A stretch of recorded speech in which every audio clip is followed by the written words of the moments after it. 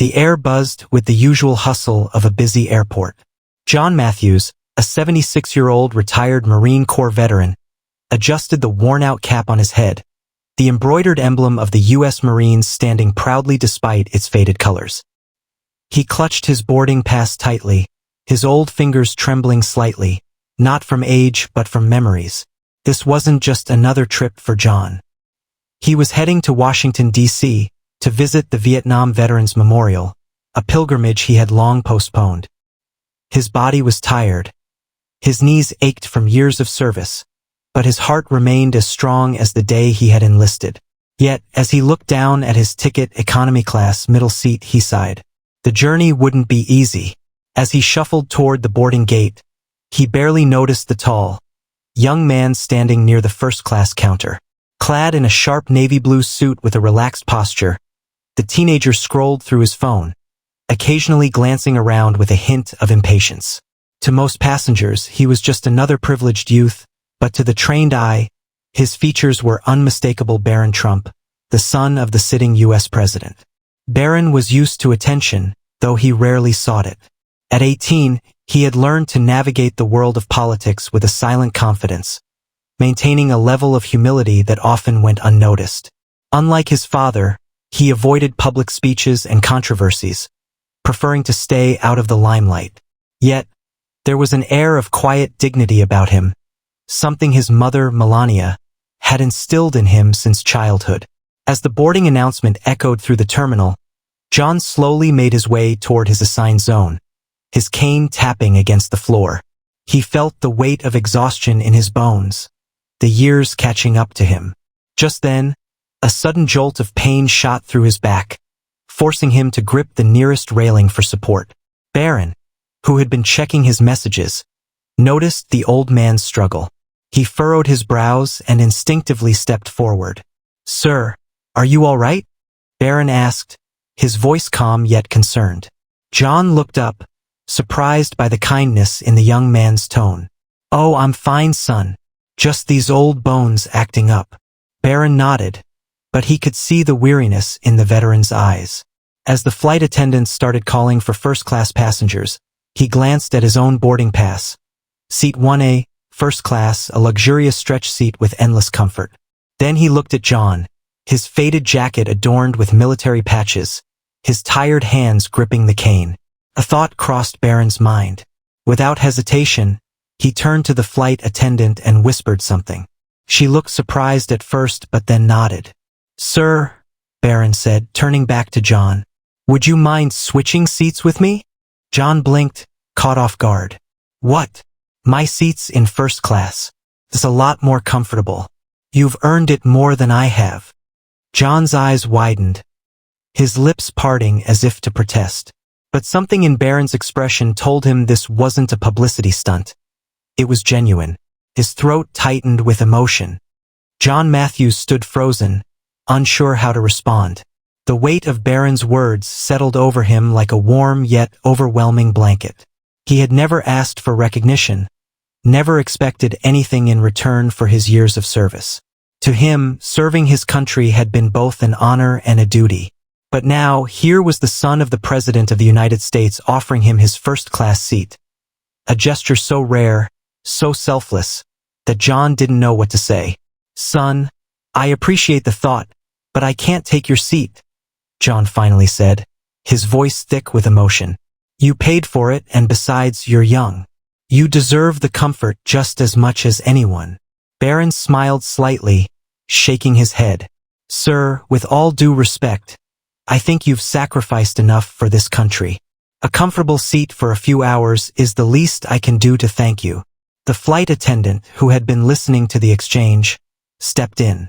"Mr. Matthews, if you'd like, we can make the switch right now." John hesitated. His pride told him to refuse, but his body begged him to accept.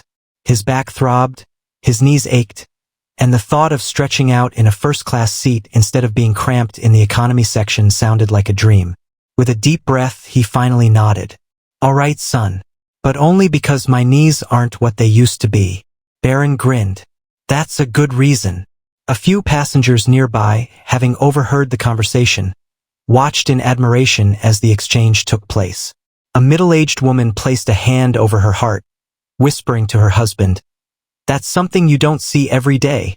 The first-class flight attendant led John to seat 1A, a spacious leather seat with extra legroom, reclining capabilities, and a personal service attendant. As he lowered himself into the plush seat, he exhaled in relief. It had been years since he had experienced such comfort. Meanwhile, Barron made his way to John's original seat in economy, seat 23B, a middle seat squeezed between two passengers. He didn't mind. As he settled in, the man to his left, a businessman in his 40s, glanced at him curiously. "You know," the man said, lowering his voice, "I've seen a lot of rich kids act entitled, but what you just did back there, that was class." Barron simply shrugged. It was the right thing to do. As the plane prepared for takeoff, John looked around, still in disbelief. The flight attendant approached him with a warm smile. "Mr. Matthews, would you like a drink before takeoff?" she asked. John chuckled. "I could use a glass of water, thank you." As he leaned back in the seat, he closed his eyes for a moment, feeling something he hadn't felt in a long time. Appreciation. He had always believed his service had been for the greater good, but today, he realized that there were still people, especially the younger generation, who respected and honored that sacrifice. Little did he know, this simple act of kindness was about to touch the hearts of millions. As the plane taxied down the runway, John glanced out the window, his thoughts drifting between memories of his past and the unexpected kindness he had just experienced. He had spent decades feeling that the sacrifices of his generation were slowly being forgotten. But this was different. Barron Trump's gesture was not a political statement, not a carefully planned publicity stunt. It was genuine, and John felt it in his bones. A few rows back, a young woman in her late 20s named Emily Carter had witnessed the entire exchange. She was a journalist by profession, but at heart, she was a storyteller. Something about this moment struck her deeply. In a world constantly filled with divisive news, this was the kind of story people needed to hear. Discreetly, Emily pulled out her phone and typed out a quick post for social media. "Something incredible just happened on my flight. Barron Trump just gave up his first-class seat to an elderly veteran without hesitation. No cameras, no press, just pure respect. The veteran is in tears. Faith in humanity restored. United States #respect #Barron Trump." She hesitated for a moment before hitting post. Would people believe it? Would it even get noticed? She didn't have to wait long. By the time the plane was in the air, her phone started vibrating with notifications. Likes, shares, and comments poured in. Within minutes, her tweet had been shared thousands of times. People were tagging news outlets, public figures, and even Barron's father, President Donald Trump. Meanwhile, John was settling into his first-class seat, still processing what had just happened. The flight attendant returned with a warm smile, handing him a glass of water. "Is there anything else I can get you, sir?" she asked. John chuckled, shaking his head. "No, ma'am. I think I've got everything I need right here." As he took a sip, he glanced toward the back of the plane where Barron was seated between two passengers, casually reading a book.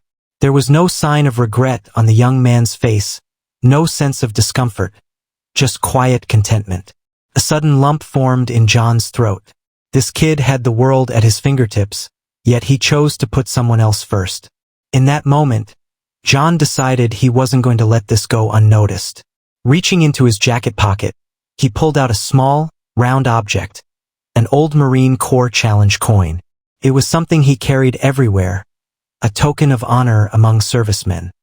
He stared at it for a moment, running his fingers over the worn edges, before nodding to himself. Barron Trump had earned it. Little did John know, by the time they landed, this flight would become one of the most talked about moments of the year. The plane cruised at 35,000 feet, the soft hum of the engines filling the cabin. John Matthews sat in his comfortable first-class seat, but his mind was elsewhere. He kept rolling the Marine Corps Challenge coin between his fingers, thinking about what it meant. This coin wasn't just a keepsake. It was a symbol of brotherhood, of sacrifice, of honor. Over the years, he had given coins to only a handful of people, fellow Marines who had gone above and beyond. And now, he had decided that Barron Trump deserved one. With a deep breath, John reached for the call button. A flight attendant approached with a polite smile. "Could you do me a favor, ma'am?" John asked. "I'd like to speak with the young man in seat 23B. The flight attendant nodded. A few moments later, Barron made his way up the aisle, towering over the other passengers. He stopped next to John's seat, giving him a curious look. "You needed something, sir?"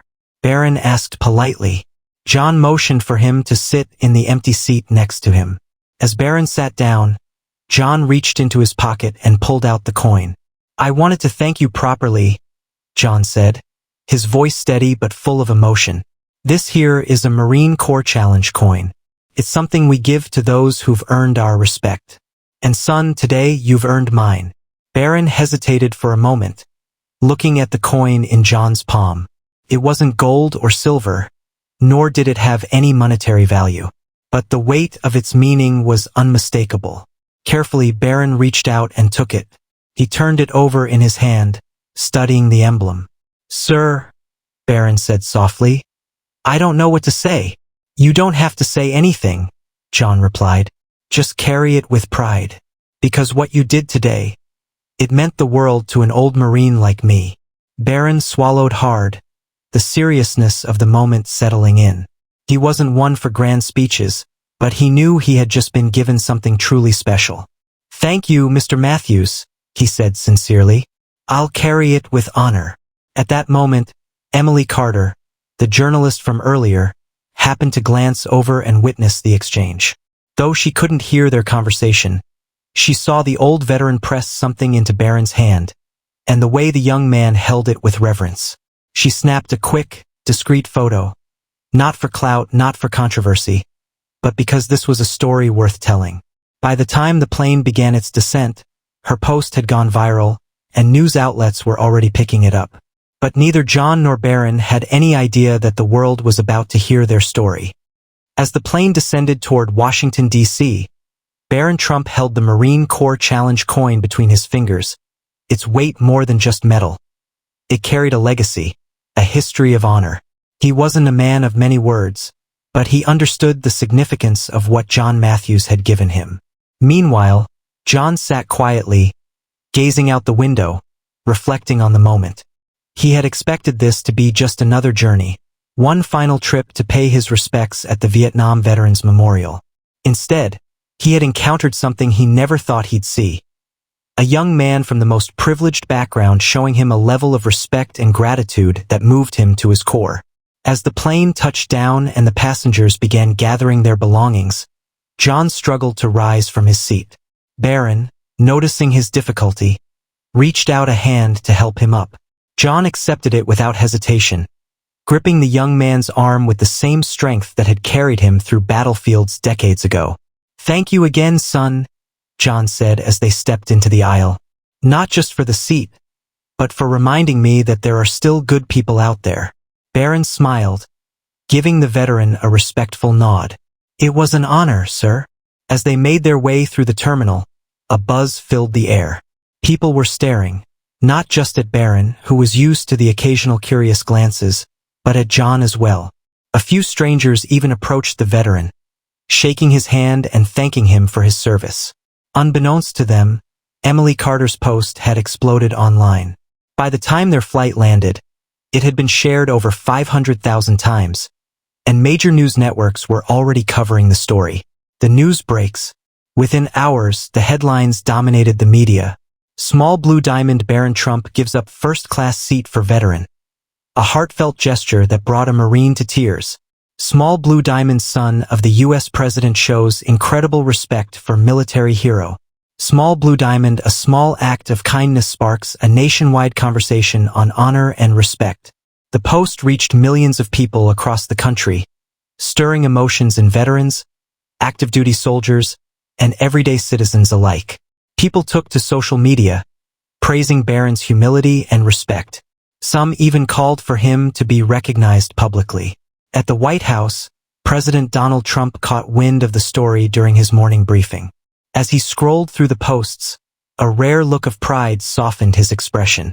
His son had never been one to seek attention, but this was something special. Later that evening, Trump took to social media himself, tweeting, "Proud of my son Barron today, a true gentleman, showing respect for one of our great veterans. America is built on honor and he just proved it. United States #ProudFather #honor our veterans." The tweet only fueled the momentum. TV stations ran segments on it, military organizations commended Barron's actions, and thousands of veterans shared their own stories, reminding the nation of the sacrifices made by those who served. The unexpected reunion. 2 days later, John Matthews stood at the Vietnam Veterans Memorial, his fingers tracing the names etched into the black stone.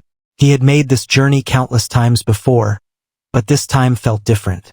As he stood in silence, he heard a familiar voice behind him. "Mr. Matthews." Turning, he saw Barron Trump, dressed casually, standing a few feet away. "You didn't have to come, son," John said, surprised but pleased. Barron shrugged. "I wanted to. I've never been here before, but I figured it was time I paid my respects." For the next hour, the two walked side by side, John sharing stories of the men whose names were carved into the wall, Barron listening intently. Before parting ways, John looked at Barron and smiled. "You know, I've met a lot of people in my life, some famous, some not. But you're something different. You give me hope for the future." Barron didn't know how to respond, so he simply extended his hand. John shook it firmly. As they walked in opposite directions, a nearby visitor snapped a photo of the young man standing before the memorial, his head bowed in respect. The image would later circulate online, a quiet but powerful reminder of what had happened just days before. And across the nation, people were reminded that sometimes the smallest acts of kindness could mean the world to someone else.